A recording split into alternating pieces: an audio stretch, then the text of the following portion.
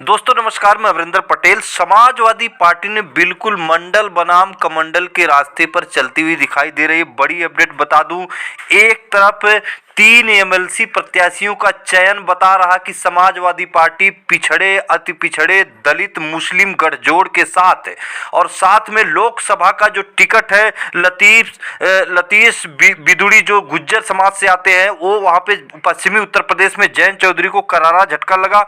अब यहाँ पे एमएलसी टिकट को लेकर बहुत चर्चा जो कि तेज है कि अखिलेश यादव ने बड़ा दांव चल दिया। पिछड़े, अति पिछड़े और दलित समाज, मुस्लिम समाज को जिस तरह से राज्यसभा एमएलसी बनाकर, और आपको बता दें कि उत्तर प्रदेश में होने वाले विधान परिषद के चुनाव के लिए समाजवादी पार्टी ने अपने 3 उम्मीदवारों के नाम का ऐलान कर दिया है। सपा की इस लिस्ट में पीडीए की झलक बिल्कुल दिख रही है। सपा ने एमएलसी चुनाव के लिए आलोक साक के, जो साक सैनिक कुशवाहा मौर्य समाज बोला जाता है, उस समाज से है, और दूसरा किरण पाल कश्यप, और बसपा छोड़कर सपा का दामन थामने वाले गुड्डू जमाली मुस्लिम प्रत्याशी को बना दिया है सपा ने विधान परिषद का प्रत्याशी। बता दें कि लोकसभा चुनाव से पहले अखिलेश यादव पीडीए का नारा दिया था, और समाजवादी पार्टी अब इस नारे पर खरी उतरती हुई दिखाई दे रही है। भारतीय जनता पार्टी की यही बेचैनी है। इससे पहले सपा राज्यसभा में दलित उम्मीदवार भेजा, और अब एमएलसी उम्मीदवारों में पीडीए की झलक दिखी है। सपा के उम्मीदवारों में आलोक साक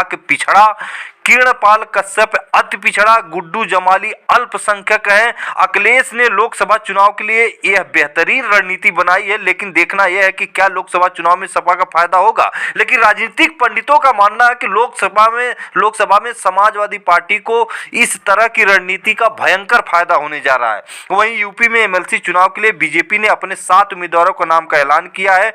आपको बता दें कि यूपी एमएलसी चुनाव में 13 सदस्यों की सीट पर हो रहा है ये चुनाव है। जिन सीटों पर यह चुनाव हो रहा है उसमें यशवंत सिंह, विजय बहादुर पाठक, विद्यासागर सोनकर, डॉक्टर सरोजनी अग्रवाल, अशोक धवन, जो कि अशोक कटारिया, बुक्कल नवाब, नर्मदा पासवान, महेंद्र कुमार सिंह, मोती राजा, आशीष पटेल बहुजन समाज पार्टी के, भीमराव अंबेडकर समाजवादी पार्टी के नरेश उत्तम पटेल की सीट थी। इसका कार्यकाल 5 मई को समाप्त हो रहा था। तो अखिलेश ने यहाँ पे तीनों जो प्रत्याशी घोषित किए हैं, आपको बता दें पिछड़ा, अति पिछड़ा और अल्पसंख्यक। पिछड़े समाज से आलोक साक के आते हैं, साक सैनिक कुशवाहा मौर्य समाज जिनको बोला जाता है, और किरण पाल कश्यप भी अति पिछड़े समाज से आते हैं पश्चिमी उत्तर प्रदेश से, और गुड्डू जमाली अल्पसंख्यक। पूर्वांचल में अच्छी पकड़ है मुस्लिम समाज में। पूर्वांचल के एक बड़े कद्दावर नेता हैं जो कि गुड्डू जमाली। तो निश्चित तौर पर भारतीय जनता पार्टी खेमे को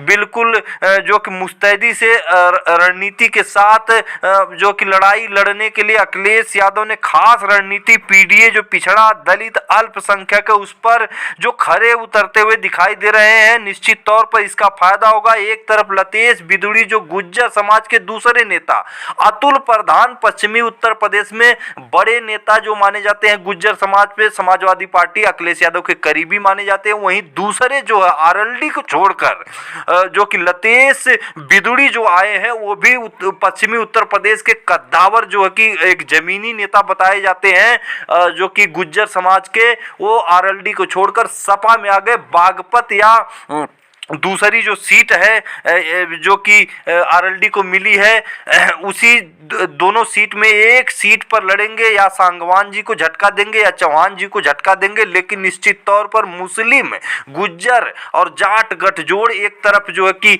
उत्तर प्रदेश के पश्चिमी उत्तर प्रदेश में अखिलेश यादव समेट रहे हैं, दूसरी तरफ कश्यप को एमएलसी बना दिया, वो भी उसका फायदा होगा। और गुड्डू जमाली पूर्वांचल में जो मुस्लिम समाज में एक अच्छी जो कि संदेश भेज ही दिए हैं, और साथ में जो है कि अति पिछड़े और साक सैनिक कुशवाहा समाज को जो कि आलोक साक को भेजे। तो निश्चित तौर पर बहुत बड़ा गेन करते हुए समाजवादी पार्टी की तरफ से अखिलेश यादव इस समय दिखाई दे रहे हैं। तो फिर मिलेंगे अगली वीडियो में, तब तक के लिए नमस्कार।